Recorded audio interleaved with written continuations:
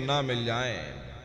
इसीलिए वह मालिक अति दया और कृपा करके संतों महात्माओं को धरती पर भेजते हैं और संत महात्मा फकीर यहाँ पर आकर के हम जीवों को समझाने की कोशिश करते कि भाई हम आए वही देश से जहां तुम्हारो धाम, तुम सबको घर पहुंचावना एक हमारो काम। हम उसी देश से आए हैं जिस देश के तुम रहने वाले हो, परंतु तुम अपने सच्चे देश को छोड़ करके इस झूठे काल और माया के देश में फंस गए। यह देश तुम्हारा देश नहीं, तुम्हारा देश सचखंड है। ये कौम तुम्हारी कौम नहीं, तुम्हारी कौम सतनाम है। और ये जीवात्मा उस सतनाम रूपी समुद्र की बूंद है। इस बूंद को समुद्र से मिलाओ, यानी जीवात्मा को उस परमात्मा से मिलाओ। वो परमात्मा है, वो आपको मिलेगा, जीते जी मिलेगा, इसी मनुष्य शरीर में मिलेगा। इसी मनुष्य शरीर के अंदर जा करके परमात्मा से मिलने का वह एकमात्र दरवाजा है। उस दरवाजे का भेद केवल संतों महात्माओं को ही प्राप्त है। ये दुनिया के लोग, दुनिया की आवाम जनमानस दुनिया के ज्ञान को पढ़ करके अहंकार में डूबे रहते हैं कि हमसे बड़ा कोई ज्ञानी यहाँ नहीं है। लेकिन उनको ये नहीं मालूम, जहां ये दुनिया का ज्ञान समाप्त होता है, उसी के सिर की चोटी से ये आध्यात्मवाद, आत्मा और परमात्मा का ये गूढ़ ज्ञान, रहस्य विज्ञान प्रारंभ होता। उस विज्ञान को पाने के लिए सबसे पहले यह जरूरी है कि पहले आप लोग मानवतावादी बनो। मानव धर्म और मानव धर्म क्या है? इंसान इंसान के काम आवे, एक दूसरे की निस्वार्थ भाव से सेवा करे, सत्य, दया, अहिंसा, परोपकार आदि गुणों को अपने जीवन में उतार करके और किसी संत महात्मा की खोज करके उनके बताए हुए रास्तों पर चल करके उस मालिक की भक्ति करके अपनी जीवात्मा का कल्याण करा ले। यही इंसान का सबसे बड़ा मानव धर्म है। लेकिन आज इस कलिकाल में ये दुनिया की आवाम जनमानस दुनिया के ज्ञान को पढ़ करके अहंकार में डूबी रहती है कि हमसे बड़ा कोई ज्ञानी यहाँ नहीं है।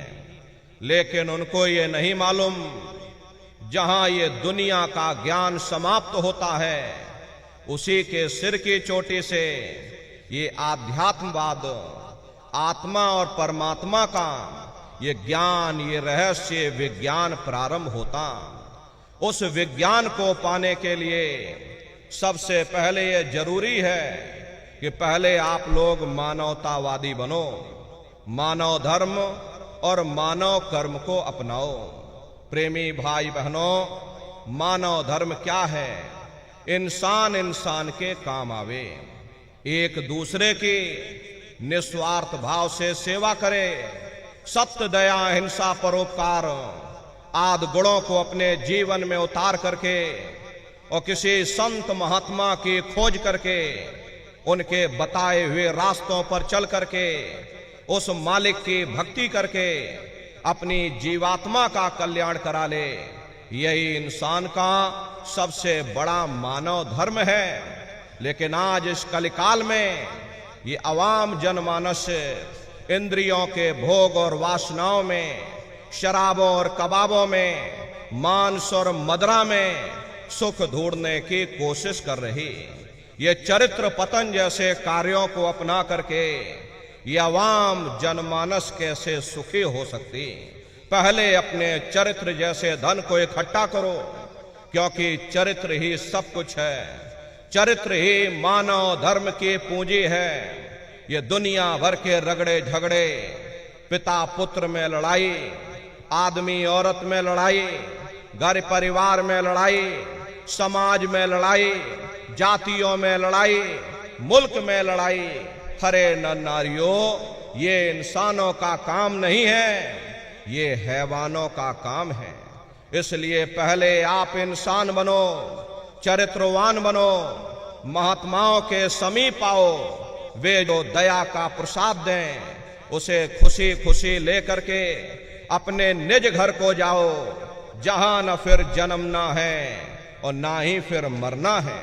इसीलिए हमारे गुरु महाराज परम संत बाबा जय गुरुदेव जी महाराज ने आवाम जनमानस के बीच में ये आवाज लगाई है कि इंसानों, तुम अपने मानव धर्म के रास्ते पर वापस आ जाओ और इस मानव मंदिर में बैठ करके भगवान का सच्चा भजन करो, जिससे तुम्हारी ये जीवात्मा नरकों में जाने से बच जाए। अरे हम माने ना माने, लेकिन संत महात्मा त्रिकालदर्शी होते हैं, वे सब कुछ जानते हैं। अगर हम उनके वचनों को मान जाएंगे तो हम लोग बच जाएंगे, नहीं तो खाई और खंदक में जाकर के गिर जाएंगे। इसीलिए अभी वक्त है उस मालिक से सच्ची प्रार्थना करने का, भगवान के सामने अपने गुनाहों की माफी मांगने का, धर्म मजहब के नाम पर लड़ने झगड़ने का नहीं, जात बिरादरी के नाम पर लड़ने झगड़ने का नहीं। अरे हमने बहुत लड़ लिया, बड़े बड़े झगड़े और फसादें की, बड़ी बड़ी नुक्ताचीनी की, सिवाय नफरत के हमको क्या मिला? नफरत की ऐसी ज्वाला जली जिसमें घर जल गया, परिवार जल गया, समाज जल गई, जातियां जल गई, अब सारा देश जल उठा। इसीलिए सारी मानवता बहुत थक गई। हर कोई ऐसी छांव चाहता है जहां उसे ठंडक मिले, शांति और सुकून मिले, और ये सब वहीं मिल सकते हैं जहां शांत के संदेश होते, सुकून के संदेश होते, मानव धर्म और मानव कर्म के संदेश होते। और ये संदेश केवल संत महात्मा फकीर देते हैं, जो समदर्शी होते हैं, जो समस्त जीवों के अंदर उस प्रभु के अंश को देखते हैं। ऐसे समदर्शी उन महात्माओं की खोज करो।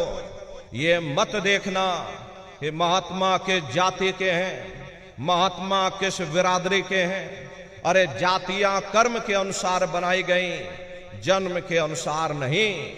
मनुष्य की एक ही जाति है, वो है मानव जाति। और इसी मानव जामे में बैठ करके हमें उस मालिक की भक्ति करनी है। प्रेमी भाई बहनों, सुपच जाति के भंगी थे, रैदास जी महाराज जाति के हरिजन थे, मीराबाई जाति की छत्राणी थी। अगर वे सब उस मालिक को प्राप्त कर सकते हैं तो आप भी उस मालिक को प्राप्त कर सकते हो। लेकिन बगैर महात्माओं के, बगैर गुरु के कोई भी जीव इस संसार समुद्र से ना कोई पार हुआ और ना ही कोई हो सकता। ये समुद्र ऐसा है जिसके ना इस किनारे का पता, ना उस किनारे का पता। अरे कोई नहीं जान सकता ये दुनिया कब बनी, कितनी बार प्रलय और महाप्रलय हो गई। लेकिन इतना जरूर मालूम है, जिस दिन से दुनिया बनी है हम लोग यहीं पर भटका खा रहे।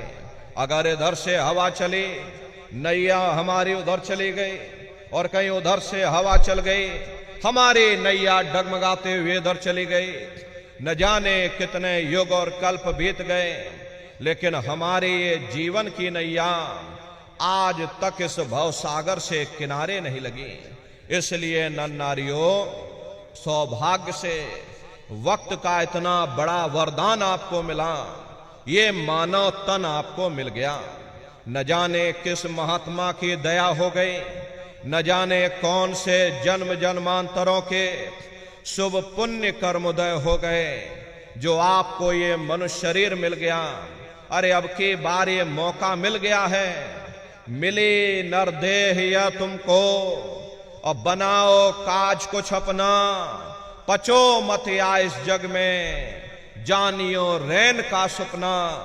प्रेमी भाई बहनों, जैसे रात में हम लोग स्वप्न देखते हैं, हालांकि उस समय पर हमें स्वप्न सच मालूम पड़ता, असली प्रतीत मालूम होता है, लेकिन जब हम लोग सुबह उठते हैं, जब हमारी आंखें खुलती हैं, तब हमें होश आता है कि नहीं भाई, हम तो स्वप्न देख रहे थे, ये सब भ्रम है।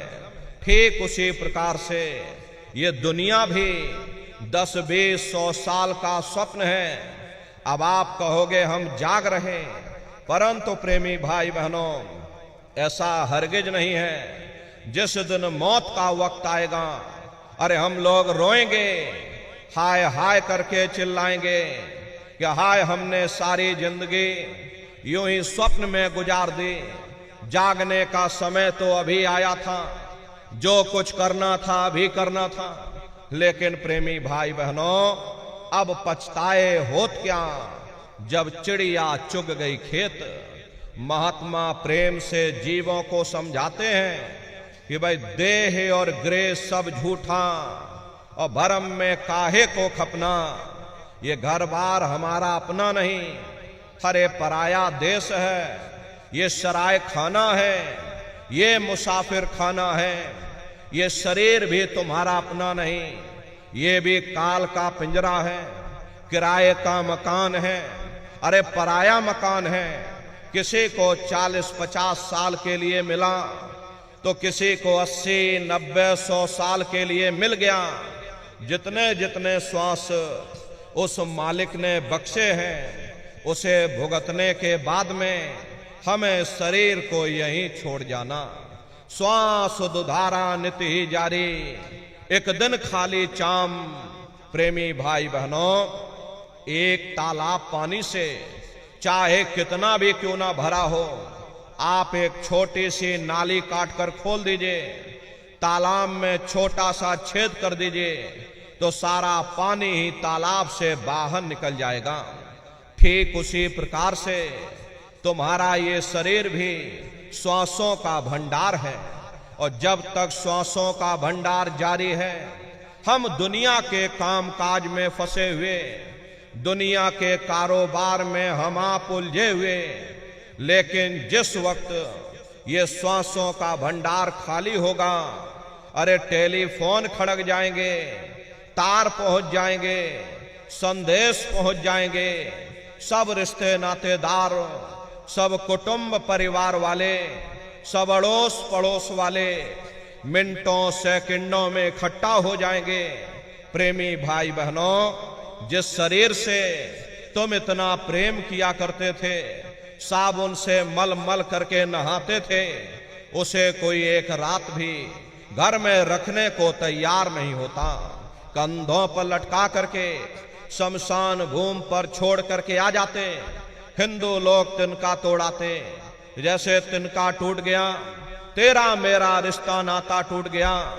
मुसलमान, सिख, ईसाई लोग खाक की मिट्टी कब्र में डाल देते, जो मेरे लिए खाक की मिट्टी है वह मेरे लिए तू है। अरे मामूली कष्ट नहीं होता, मौत के समय में घनघोर पीड़ा होती है।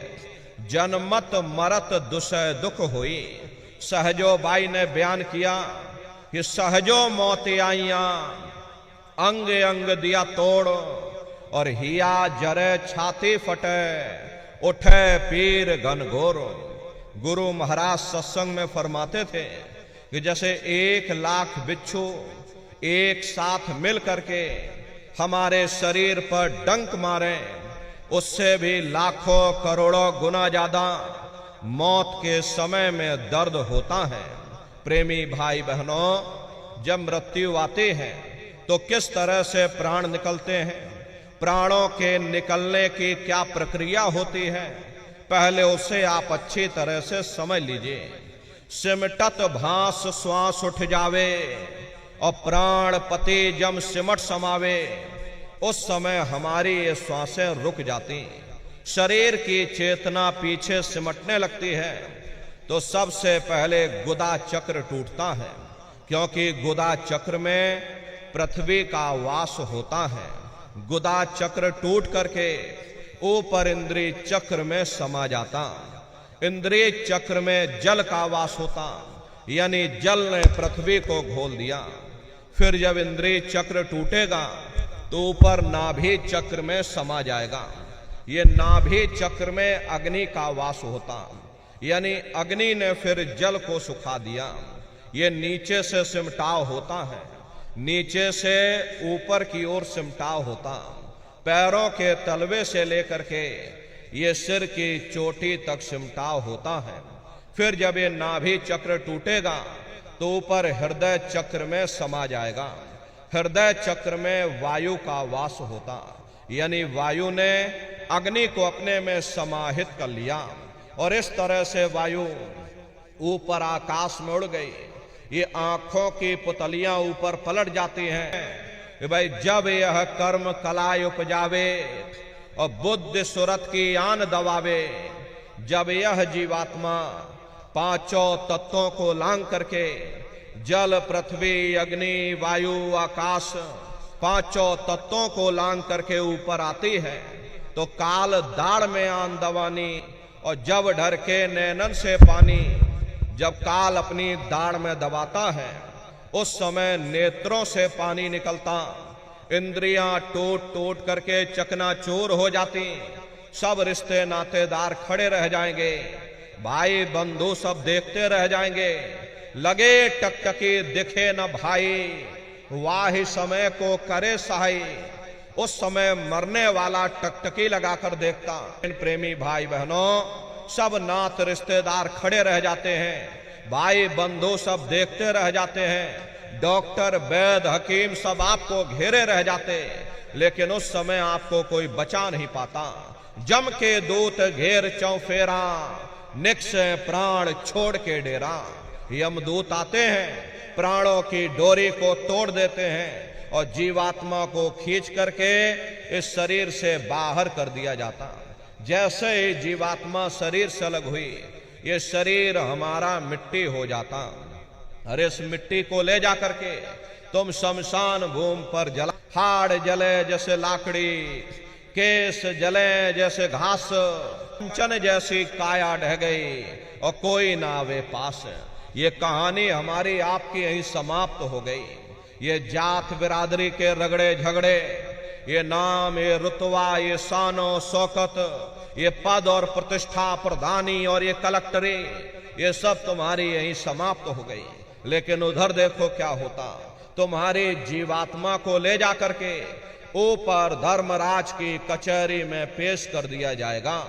वहां पलक झपकते ही तुम्हारे अच्छे और बुरे कर्मों का हिसाब किताब, ले जाओ इनको फलाने नरक में डाल दो, क्योंकि मैंने इनको मौका दिया था। जब ये मां के घर में उल्टे लटके हुए थे, सिर इनका जब नीचे था, पैर जब इनके ऊपर थे, मां के घर में जब ये उल्टे लटके थे, उस समय इन्होंने मुझसे प्रार्थना की थी कि हे मालिक, अब प्रभु कृपा करो हुए भांति और सब तज भजन करे दिन राति। कि हे परमात्मा, इस बार हमको मौका दे दो, इस बार हमको मनुष्य शरीर दे दो, हम भजन करेंगे, भक्ति करेंगे, हम अपनी जीवात्मा का कल्याण करेंगे। तो मैंने इनकी प्रार्थना को स्वीकार कर लिया और इनको मैंने सुंदर सा ये मनुष्य शरीर दे दिया और कह करके मैंने भेजा था कि भाई ये मनुष्य शरीर ये किराए का मकान है, ये तुम्हारा अपना नहीं है। अगर ये तुम्हारा अपना होता तो हमेशा तुम्हारे पास रहता। ये तुम्हारा अपना नहीं, ये मैंने तुमको कुछ समय के लिए किराए का मकान दिया है। हाँ, तुम अपनी जीवात्मा को मेरे किराए के मकान में बैठा करके और मालिक की भक्ति करके समय रहते अपनी जीवात्मा को जगा लेना, अपनी जीवात्मा का कल्याण करा लेना। अरे मैंने कुछ समय के लिए तुम सबको ये किराए का मकान दिया है, जब समय पूरा होगा तो मैं अपने सिपाहियों को ऊपर से भेजूंगा और उस समय पर तुम मेरे किराए के मकान को खाली कर देना। लेकिन इतना ध्यान रखना, जैसा साफ सुथरा मैंने तुमको ये किराए का मकान दिया है, वैसा ही साफ सुथरा तुम मुझको वापस लौटाना। लेकिन इस किराए के मकान में बैठ करके इन्होंने बुरे खोटे पाप कर्म कर डाले। मेरे किराए के मकान को इन्होंने अपने कर्मों से गंदा कर दिया, इसलिए कर्मों की सजा इनको मिलेगी। ले जाओ इनको फलाने नरक में डाल दो। अरे महात्मा कभी झूठ नहीं बोलते। महात्माओं ने जब साधना किया और साधना करके जब ऊपर गए और ऊपर जा करके जब उन्होंने नरकों का हाल देखा, तो हमारी आपकी जानकारी के लिए उन्होंने धर्म ग्रंथों में लिख दिया, लोह के खम्भ तपत के माही, और जहां जीव को ले चिपटाई वहां बड़े बड़े लोहे के खंबे अग्नि से धधक धधक कर लाल हो रहे। अरे वाह, इस समय की कहां सुनाई। लोहा जो धम्मन से धोंक लोहारा, और लोहा जो अग्नि में डारा। जिस तरह से लोहार लोहे को अग्नि की भट्टी में तपा तपा करके लाल कर देता, ऐसे ही प्रेमी भाई बहनों उन नरक बड़े बड़े लोहे के खंबे अग्नि की भट्टी में तप करके लाल हो रहे। ऐसे खोटे जीवों को उन्हीं खम्भों पर लिटा दिया जाता। जीव हाय हाय करके चिल्लाता है, तड़फ तड़फ जीव जुलम बुखारी, और तपत खम्भ दुखी उपजे भारी। असहनी वेदना होती है, असहनी दुख और दर्द होता और चिल्लाता रहता। लाखों लाख योजन मील तक तुम्हारे रोने चीखने चिल्लाने की आवाज उन नरकों से होकर वहां कोई तुम्हारी पुकार तुम्हारी दर्द भरी आवाज को सुनने वाला नहीं। कभी कभी हम लोगों के मन में ख्याल आता है कि भाई ये जीवात्मा तो अजर अमर है। नैनम छिंदति शस्त्राणी ना दहति पावकः, न इसे कोई शस्त्र काट सकते हैं, न इसे कोई अग्नि जला सकती है। फिर हमारी जीवात्मा को भला नरकों में कौन सा कष्ट, कौन सी से अग्नि में जीवात्मा को जलाया जाएगा, इसे कौन सी तकलीफ होगी। प्रेमी भाई बहनों, इसे समझने की कोशिश करो। तुम्हारी जीवात्मा के ऊपर 4 प्रकार के कपड़े पहनाए जाते हैं। पहला है कारण कपड़ा, दूसरा है सूक्ष्म कपड़ा, तीसरा है लिंग कपड़ा, और चौथा ये स्थूल कपड़ा है। ये पंच भौतिक शरीर ये स्थूल कपड़ा है। जब ये स्थूल शरीर नष्ट हो जाएगा तब तुम्हारी ये जीवात्मा लिंग शरीर में आती है। लिंग शरीर 17 तत्वों का होता है। इसका जो भोजन होता है, लिंग शरीर का जो भोजन होता है वो सुगंधी होता है। जितने भी देवी देवता भूत प्रेत जिन्न पिशाच आते हैं, ये सभी लिंग शरीर में ही होते हैं। अगर किसी को भूत प्रेत चढ़ा हो, आप उसे थोड़ी सी खुशबू सुंघा दो, वो धीरे धीरे अपने आप शांत हो जाएगा। क्योंकि लिंग शरीर का जो भोजन होता है वो सुगंधी ही होता है। लिंग शरीर के ऊपर सूक्ष्म शरीर होता है। सूक्ष्म शरीर का जो भोजन होता है वो प्रकाश होता है, और सूक्ष्म शरीर के ऊपर कारण शरीर होता है। कारण शरीर का जो भोजन होता है वो शब्द यानी कि अमृत होता है। प्रेमी भाई बहनों, तो लिंग शरीर में ही तुम्हारी जीवात्मा नरकों के कष्टों को भोगती है। अरे महात्मा कहते हैं, नरक अनेक और हैं, कहाँ लग कहूं बखान, दुख भोगते यह जीव जो, जाने जो भोग समान। कहते भाई एक नरक नहीं, ऐसे वहां पर अनेकों अनेक नरक बने हुए। गरुड़ पुराण में 36 प्रकार के नरकों का वर्णन किया गया। कुंभी नरक निदान है, पड़े जीव जग जाए, सिर समेत डूबा रहे और सदा नरक के माही। कुंभी कहते हैं घड़े के आकार का बड़ा विशाल नरक वहां बना, दुनिया भर का मवाद उसमें भरा, बड़ी भारी बदबू उसमें से आती, जीवों को ले जाकर उसी में डाल दिया जाता। कुंभी नरक कल्प लो वासा, मुख में नरक नाक में श्वासा। कल्प लो वासा, यानी 1000 चौकड़ी युग का एक कल्प होता है। और कल्प लोवासा यानी युगों युगों तक ये जीव नरकों की यातनाओं को भोगता रहता। और नरकों की यातनाओं को भोगने के बाद में इन्हीं जीवात्माओं को सीधे मनुष्य शरीर नहीं दिया जाएगा, बल्कि ले जा करके 4 खान 84 लाख योनियों में डाल दिया जाएगा। जैसे बच्चा होता है, अब बच्चा पहले कक्षा 1 पास करेगा, फिर कक्षा 2 में जाएगा। ऐसे ही प्रेमी भाई बहनों, वहां पर भी पूरा चैनल बना हुआ। नरकों की सजा भोगने के बाद में इन्हीं जीवों को 4 खान 84 लाख योनियों में डाल दिया जाता। ये 4 खान 84 लाख योनियां ये कोई मामूली योनियां नहीं होती। 4 खान का मतलब होता है अंडज, पिंडज, उपमज, स्थावर। ये 4 खाने होती हैं। पहली श्रेणी इन पेड़ पौधों की आती है, जिनके अंदर पानी का तत्व मौजूद होता है। कभी ये भी मनुष्य हुआ करते थे, लेकिन आज अपने कर्मों का ये भोग पा रहे, एक जगह पर पेड़ बनके खड़े हुए। दूसरी श्रेणी कीड़े मकोड़ों की आती है, जिनके अंदर पृथ्वी और अग्नि का तत्व मौजूद होता है।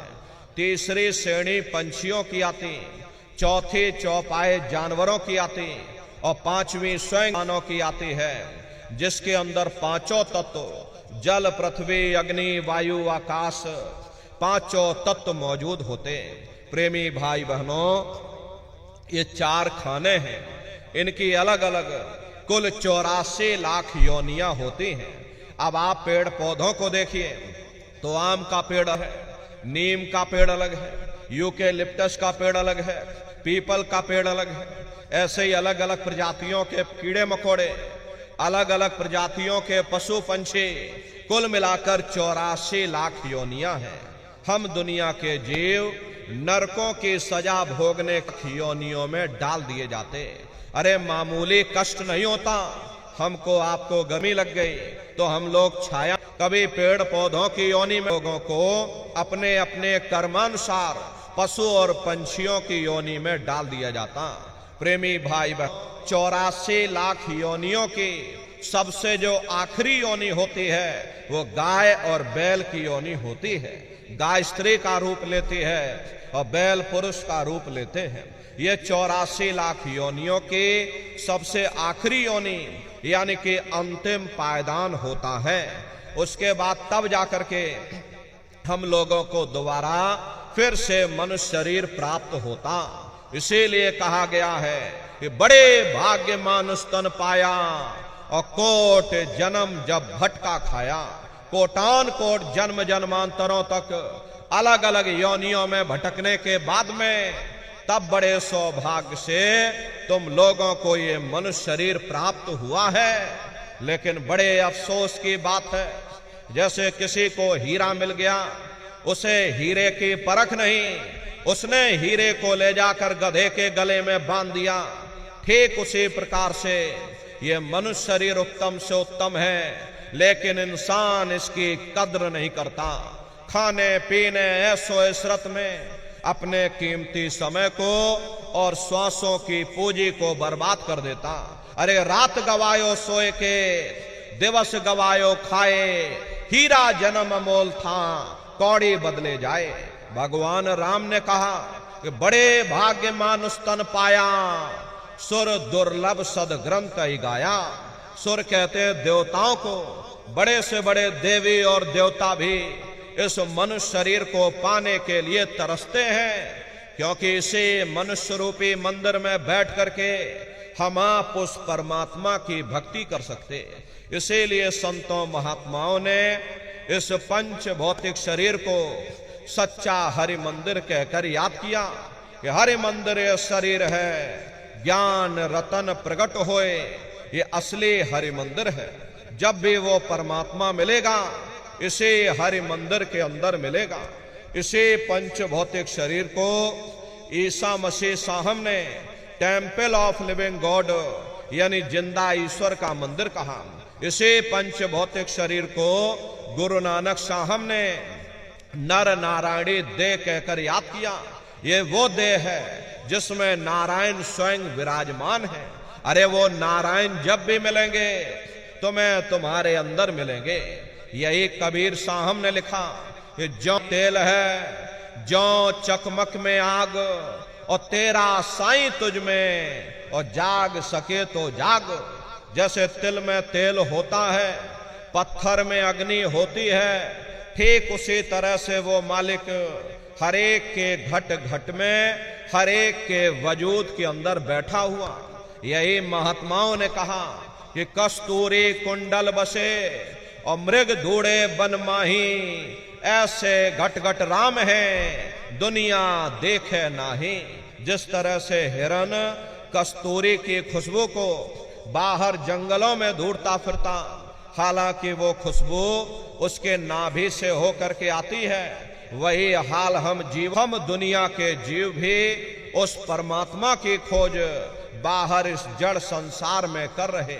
लेकिन महात्मा समझाते हैं कि भाई मोको का ढूंढे रे बंदे, अरे मैं तो तेरे पास में, और ना तीरथ में ना मूरत में, मैं तो हूं विश्वास में। ना मैं तीरथ में मिलूंगा, ना मैं मूरत में मिलूंगा, ना मैं अन्य किसी कर्म कांड में मिलूंगा, ना मैं ग्रंथों में मिलूंगा, ना मैं पोथियों में मिलूंगा, ना ही मैं इन किताबों में मिलूंगा। चाहे सारी उम्र बैठ करके तुम किताबें पढ़ते रहो, रात दिन चौपाइयों को रटते रहो, अरे मैं जब भी मिलूंगा तो मैं तुम्हारे अंदर मिलूंगा। प्रेमी भाई बहनों, बड़ी सीधी सी बात है कि अगर खाना बनाने की किताब सारी उम्र बैठ करके पढ़ते ही रहोगे कि भाई खाना ऐसे बनता है और खाना वैसे बनता है, और खाने में नमक डाला जाता है, और खाने में तेल डाला जाता है, और खाने में हल्दी डाली जाती है, और खाने में जीरा डाला जाता है, तो कभी तुम्हारा पेट नहीं भर सकता। अरे जब तक आप खाना बनाओगे नहीं, उसे स्वयं खाओगे नहीं, कभी तुम्हारा पेट नहीं भर सकता। हम वेदों की निंदा नहीं करते, हम ग्रंथों की निंदा नहीं करते, हम गीता कुरान और बाइबल की निंदा नहीं करते। वेद शास्त्र गीता कुरान और बाइबल यही कहती हैं कि भाई मनुष्य के अंदर अंड खंड ब्रह्मांड है, स्वयं वो परमात्मा तुम्हारे सबके अंदर बैठा हुआ। चलो अंदर चलो, अंदर चल करके उस परमात्मा का दर्शन दीदार करो। अब सवाल ये उठता है आकर के उस परमात्मा का दर्शन कैसे करेंगे? तो इसके लिए संतों महात्माओं ने केवल 3 साधन बताए। साधन 3 सारे उनवरने, और साधन सब थोथे मान। इस कलयुग में उस मालिक को पाने के लिए महात्माओं ने केवल 3 पूजाएं बताई। पहला है सुमरन, दूसरा है ध्यान, और तीसरा है भजन। सुमरन कहते हैं अपने गुरु को याद करना, ध्यान कहते हैं अपनी दिव्य दृष्टि को खोलना, और भजन कहते हैं कान में उंगली डाल करके उस शब्द को सुनना, उस नाम को सुनना, उस देववाणी आकाशवाणी को सुनना जो 24 घंटे तुम्हारे सबके अंदर गूंज रही है। प्रेमी भाई बहनों, ये सुरत शब्द नाम योग की साधना है। जितने भी महात्मा धरती पर आए उस मालिक को पाया, सुरत शब्द नाम योग की साधना करके ही पाया। देखो सबसे पहले कबीर साहब आए, कबीर साहब ने सुरत शब्द नाम योग की साधना जारी की। उसके बाद गुरु नानक साहब आए, गुरु नानक साहब ने भी सुरत शब्द नाम योग की साधना जारी की। उसके बाद और भी महात्मा आए, कबीर, नानक, दादू दरिया, भीखा, रविदास, पलटू जगजीवन। चित्रकूट में आप चले जाइए, गोस्वामी जी महाराज जिन्होंने रामचरित्र मानस बनाई है, जिसका पाठ आप सभी लोग अपने अपने घरों में मंदिरों में बैठ करके करते हो, उन्होंने भी उस मालिक को पाया। तो सुरत शब्द नाम योग की साधना करके ही पाया। राजस्थान की धरती पर देखो मीराबाई हुई, सहजोबाई हुई, उन्होंने भी उस मालिक को पाया। तो सुरत शब्द नाम योग की साधना करके ही पाया। प्रेमी भाई बहनों, ये सुरत शब्द नाम योग की साधना है। इस साधना की 3 क्रियाएं हैं। पहला है सुमरन, दूसरा है ध्यान, और तीसरा है भजन। तो कैसे आप लोग सुमरन करोगे, कैसे आप लोग ध्यान करोगे और कैसे आप लोग भजन करोगे, जरा बैठ करके अच्छी तरह से समझिएगा और फिर घर पर जा करके अभ्यास करिएगा। तो सबसे पहले सुमरन कैसे किया जाएगा? सुमरन करने के लिए एक माला आप लोग ले लेना। ये देखिए प्रेमी भाई बहनों, 108 दाने की ये माला है। अपने अपने घरों में बैठ करके बाहर से अपनी आंख को बंद कर लेना और दोनों आंखों के मध्य भाग में अपने ध्यान को रोक करके और दाने दाने पर जय गुरुदेव नाम का उच्चारण करिएगा। हर दाने पर जय गुरुदेव नाम, हर दाने पर जय गुरुदेव नाम, जय गुरुदेव जय गुरुदेव जय गुरुदेव जय गुरुदेव, कुल 108 बार करिएगा। दोबारा इसी जगह फिर वापस आ जाओगे। जब आप जय गुरुदेव नाम का उच्चारण करोगे तो दोनों आंखों के मध्य भाग में अपने ध्यान को रोक करके और दाने दाने पर जय गुरुदेव नाम का उच्चारण करिएगा। जिसको आप याद कर रहे हो, एक समय ऐसा आएगा वो अंतर में तुम्हारे सामने प्रकट हो जाएगा। उसके स्वरूप को देख लेना, फिर उसी के स्वरूप को याद करके जय गुरुदेव नाम का सुमरन सभी नए प्रेमी भाई बहन करिएगा। दूसरी बार फिर यहीं से जय गुरुदेव नाम का सुमरन, तीसरी बार फिर यहीं से जय गुरुदेव नाम का सुमरन, चौथी बार फिर यहीं से जय गुरुदेव नाम का सुमरन। इस तरह से कुल 8 बार जय गुरुदेव नाम का सुमरन सभी नए प्रेमी भाई बहन करिएगा। और 8 बार करने के बाद में ये माला आप रख देना। प्रेमी भाई बहनों, ये जय गुरुदेव नाम किसी साधारण इंसान का नाम नहीं, ये स्वयं उस अनामी महाप्रभु का नाम है। समय समय पर संत महात्मा अपने अपने समय पर आकर के अपनी साधना के द्वारा उस मालिक के नाम को जगाते हैं, उस मालिक के नाम को सिद्ध करते हैं। जैसे कबीर साहब आए, कबीर साहब ने, गुरु नानक साहब आए, गुरु नानक साहब ने वाहे गुरु नाम सिद्ध किया। गोस्वामी जी महाराज आए, गोस्वामी जी महाराज ने राम नाम सिद्ध किया। मीराबाई आई, मीराबाई ने गिरधर नाम सिद्ध किया। सूरदास जी महाराज आए तो सूरदास जी महाराज ने श्याम नाम सिद्ध किया। इसी तरह से हमारे गुरु महाराज जय गुरुदेव नाम सिद्ध करके गए। जय गुरुदेव नाम का जहाज लगाकर गए। अगर जहाज पर सारी दुनिया बैठेगी, ये जहाज सारी दुनिया को पार करेगा। नए जीवों के लिए नामदान को और सरल से सरल किया गया, वरना बहुत से पुराने पुराने प्रेमी हैं, अगर उनसे ये पूछा जाए कि भाई जरा नाम रूप स्थान गाजे बाजे बता दो, वो तक भूल जाते हैं। अब इतने पुराने हो करके आज तक याद नहीं कर पाए।